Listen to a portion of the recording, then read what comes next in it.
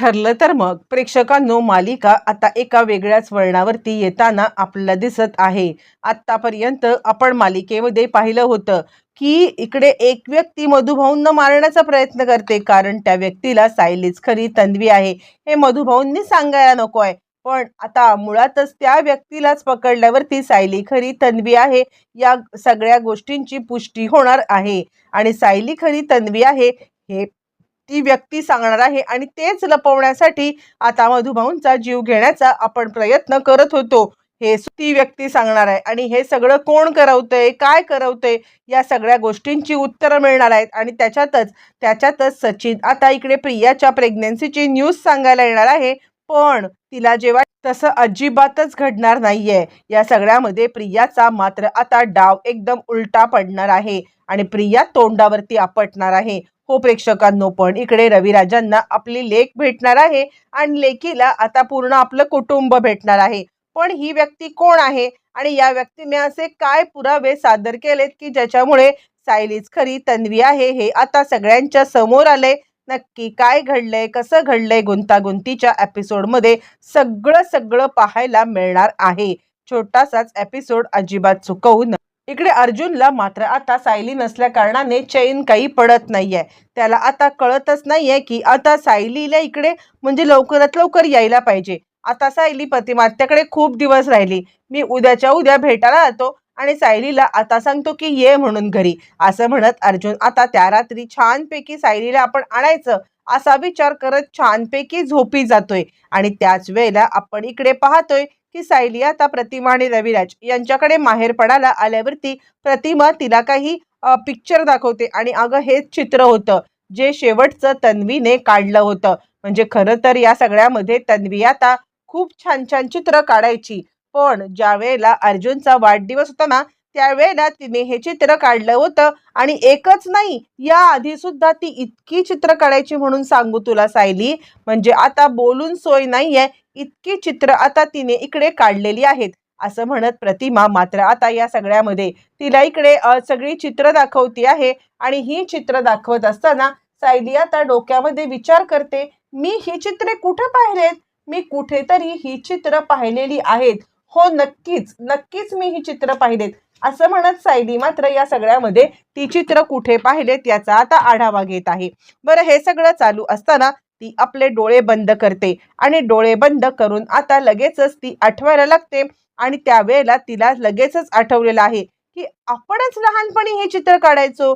नक्की आता आपल्यासोबत काय होतंय हे तिला काही कळायला मार्ग नाहीये. आणि त्यानंतर ती आता डोळे बंद करते आणि विचार करते ते काही नाहीये, अजूनही आश्रमाची कोणतीही मरम्मत वगैरे काही केलेली नाहीये किंवा आश्रमाला साधा कलर पण काढण्यात आलेला नसतो, कारण मधुभाऊंची तेवढी आर्थिक परिस्थिती पण नसते. आणि त्याचमुळे ती विचार करते की नाही, काहीही झालं तरी सुद्धा मला आता जर का आश्रमात गेले ना तर 100% मला आता कळेल की या सगळ्यामध्ये ही चित्र अजूनही तिकडे आहेत का, आणि जे काही आहे ना ते आता कन्फर्म होईल, असा विचार करत ती आश्रमात जायला निघते. ती ज्या वेळेला आश्रमात जाण्यासाठी निघत आहे तोपर्यंत इकडे प्रियाने मात्र आता सचिनला म्हणजे सचिनला न बोलवता सचिन तिकडे आलंय, कारण सचिनला साक्षीने सांगितलंय की आता प्रिया तुझी मदत 100% करेल, कारण प्रियाचा त्यांच्यावरती इतका राग आहे ना, म्हणजे आता त्या सुभेदारांच्या वरती. आणि शत्रूचा शत्रू हा मित्र असतो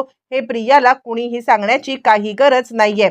आणि त्याचमुळे तू जर का प्रियाकडे गेलास ना तर प्रिया नक्कीच तुझी मदत करेल. आणि म्हणूनच प्रियाने न बोलवताच डायरेक्ट सचिन आलेला बघून मात्र आता प्रियाला जरा धक्काच बसतो. तू आणि इथे मला माहित होतं की तू येणारच, कारण आता काहीही झालं तरी तुला साक्षीने सांगितलंच असेल ना की आता मी तुझ्या उपयोगाची गोष्ट आहे, मी साक्षीला चांगलीच ओळखते, असं म्हटल्यावरती मात्र आता तो सांगायला लागतो, हे बघ फुकटची बडबड नको करूया, तुझं माझ्याकडे काय काम आहे ते सांग, माझं तुझ्याकडे काय काम आहे ते मी सांगतो. यावरती ती म्हणते, जास्तीची बडबड करायला मला पण काही आवडत नाहीये, पण मी जे काही सांगते ना ते आता तू नीट ऐक. हे बघ, तुला जी काही मदत पाहिजे आहे ना ती सगळी मदत करायला मी तयार आहे, पण माझी मदत तू करायची. यावरती तो म्हणतो, हे बघ माझं काम इतकंच आहे, मला आता कळलं पाहिजे की या सुभेदारांची दुखरी नस काय आहे ते, म्हणजे काहीही झालं ना तरी हे सुभेदारांना मी आता कशा पद्धतीने नामोहरण करू शकतो हे आता मला समजलं पाहिजे. यावरती ती म्हणते सांगणार, मी तुला सांगणार, पण मी या भेटीत सांगू शकत नाहीये, कारण काही झालं ना तरी सुद्धा तुझ्यावरती किती विश्वास ठेवायचा हे आता मी विचार करेन. आणि यावरती तो म्हणतो बरोबर आहे, मग मी पण तुझ्यावरती किती विश्वास ठेवायचा हा विचार मला करायला पाहिजे. आणि त्यावरती ती म्हणते कर, पण तुझ्याकडे वेळ फार कमी आहे आणि माझ्याकडे सुद्धा. यावर तो म्हणतो चल ठीक आहे, एक काम तुझं मी करणार, एक काम तू माझं करायचं आणि मग पुढे काय होईल ते बघूया. यावरती मग आता ती सांगायला लागते, तो सांगायला लागतो चल मग आपण एक डील करूया, तुला आता काय मदत पाहिजे ते सांग. यावरती ती सांगायला लागते खरं तर मला खूप मोठी मदत पाहिजे, म्हणजे मला या जेलमधून बाहेर पडायचं आहे. या जेलमधून बाहेर पडल्याशिवाय मला आता ती मदत नाही मिळणार आहे. पण इतकी मोठी मदत तू आत्ता करू नकोस. तू आता ज्यावरती माझ्यावरती विश्वास ठेवशील ना त्यावेळेला ही मदत मला कर. पण आत्ता सध्या एकच मदत तू मला करू शकतोस आणि ती म्हणजे तू आत्ताच्या आत्ता सुभेदारांच्या घरी जायचं आहे आणि सुभेदारांच्या घरी जाऊन मी प्रेग्नेंट असल्याचं सांगायचं आहे. यावर तो म्हणतो म्हणजे खोटं बोलायचं आहे. यावरती म्हणते नाही, मेडिकल रिपोर्ट हवे असतील तर आत्ता आत्ता इथे बघायला जा, इथे आत्ताच्या आत्ता तुला सगळे मेडिकल रिपोर्ट दिसतील. यावर तो म्हणतो काय बोलतेस, नियतीने तर आता तुला मालामालच करून टाकलं, म्हणजे इथे तुझे राहण्याचे काही चान्सच नाहीयेत. अश्विनला सांगितलं असं तुला घेऊन जाईल. यावरती ती म्हणते झालं, सगळे प्रयत्न करून झाले, पण तो अश्विन कुठच्या दगडाचा बनलाय ना मला खरंच माहित नाहीये. अजिबात माझं काही ऐकायला तयार नाहीये. आणि आता तो त्यांनीच आता त्याला सगळं सत्य माहिती असून सुद्धा घरी काही सांगायला तो तयार नाहीये. आणि म्हणूनच मला तुझी मदत पाहिजे. अश्विन जरी सक्त निघाला असला ना तरी सुद्धा ती कल्पी आहे ना कल्पी, ती नक्कीच माझी मदत करेल. असं म्हटल्यावरती तो म्हणतो ठीक आहे, मी तुझं एक काम करतो, पण त्या बदल्यात मला काही टिप. यावरती प्रिया सांगायला लागते तुला टिप पाहिजे आहे ना, तर आता तुला एकच टिप देते. अस्मिताच्या बाळामध्ये सगळ्यांचा जीव अडकलेला आहे. तू जर का अस्मिताच्या बाळाला मात्र आता इकडे कस्टडीसाठी जर का अपील केलंस ना मग मात्र तुझी पोटगी नक्कीच ती कॅन्सल करेल. बघ माझी टिप उपयोगाला येते का. असं म्हटल्यावर ती सचिन आता विचार करतो, हा तर मी कधी विचारच नाही केला. नाही नाही, काही झालं ना तरी सुद्धा ही खूप कामाची चीज आहे, हिला असं सोडून चालणार नाहीये. तो म्हणतो ठीक आहे, मी तुझं हे काम करून येतो. कल्पना वहिनींना म्हणजे कल्पना आईला मी आता सांगून येतो की तू प्रेग्नंट आहेस. हा, पण त्यानंतर त्या काय रिॲक्ट करतील काय करतील हे माझ्या हातात नाहीये. म्हणून आता मी तुला इतकंच सांगतो की मी फक्त सांगण्याचं काम करेन. त्यानंतर त्यांनी जर तुला भेटायला नाही आल्या किंवा आता तुला जर का त्यांनी म्हणजे ॲप्रिशिएट नाही केलं किंवा ॲक्सेप्ट नाही केलं तर मात्र माझं याच्यामध्ये हे नाही, तू मला मदत करायची. प्रिया सांगते तुला जेवढं सांगितलंय तेवढं कर. ज्या वेळेला कल्पीला कळेल ना की मी प्रेग्नंट आहे त्यावेळेला कल्पी आता कोणत्याही बाबतीमध्ये कधीच माघार घेणार नाहीये. अशी तडक धावत येईल मला न्यायला. पण ठीक आहे, जे काही आहे ते आमचं आम्ही बघून घेऊ. तू या सगळ्यामध्ये फक्त आणि फक्त त्यांच्यापर्यंत ही न्यूज पोहोचवायची, बस, मला बाकी काही नको आहे. असं म्हटल्यावरती मग आता इकडे लगेचच तो सांगायला लागतो ठीक आहे, तू मला एक टिप दिलीस, मी तुझं एक काम केलंय, डील. आपण जर का ह्या ह्याच्यामध्ये यशस्वी झालो तर आपली पार्टनरशिप नक्की. असं म्हटल्यावरती तो तिकडून निघालाय आणि तो विचार करतोय की आत्ताच्या आत्ता मी सुभेदारांच्या इकडे जातो आणि हे सत्य सांगतो आहे काय आणि नाही काय. आता अश्विन तिकडे जायला निघालाय. तर तोपर्यंत सायली आता कुसुमकडे आलेली आहे.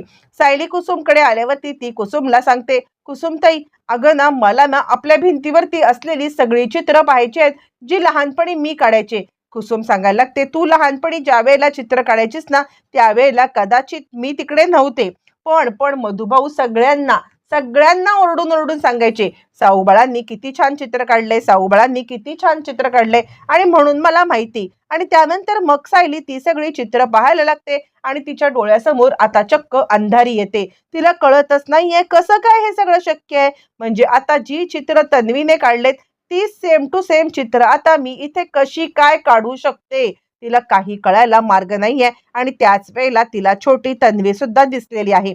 ज्या वेळेला तिला छोटी तन्वी दिसते आणि त्यावेळेला मात्र आता सायली इकडे गडबडलेली आहे. सायली विचार करते कोण आहेस तू आणि तू मला का दिसत आहेस. असं म्हटल्यावरती मात्र आता छोटी तन्वी तिच्याकडे वळून पाहते आणि आता छोटी तन्वी जणू काही तिला सांगत आहे कारण तू आणि मी आपण दोघे काही वेगळे नाही आहोत आणि त्यामुळे मी तुला दिसणारच ना. सायलीला काहीच कळत नाही आणि सायली विचार करते, नाही आजच्या आज या प्रकरणाचा सोक्षमोक्ष लावते. अर्जुन सरांनी तसाही मला कॉल केला होता की ते मला भेटायला येत आहेत प्रतिमात्याच्या घरी.